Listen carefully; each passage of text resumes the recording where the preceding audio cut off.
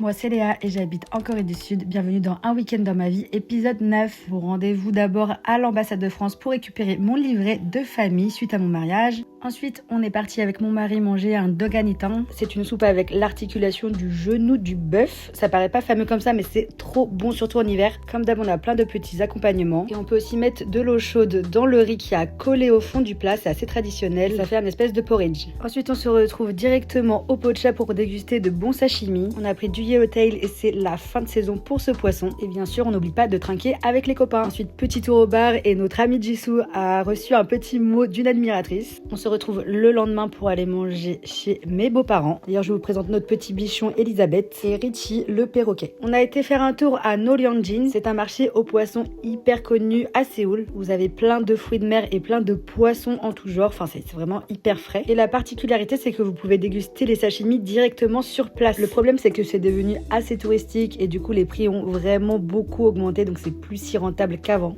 Du coup, on a décidé d'aller plutôt manger juste des nouilles, un plat chaud, tout simple en hiver. Ensuite, petit tour au Reptile Shop parce qu'il fallait que je rachète une cave pour mon python. On finit par un petit gâchapon dans le métro, voilà, tout simplement. Je voulais absolument le My Melody en mode sushi crevette là. Et devinez lequel j'ai eu. Voilà, le My Melody, le sushi crevette, celui que je voulais absolument. Le soir, on décide d'aller manger du saumon cru avec du tartare de bœuf, ainsi qu'une petite soupe de fish cake. Et voilà, c'est comme ça que se finit mon week-end. Si tu veux suivre toutes mes aventures en Corée du Sud, n'oublie pas de t'abonner.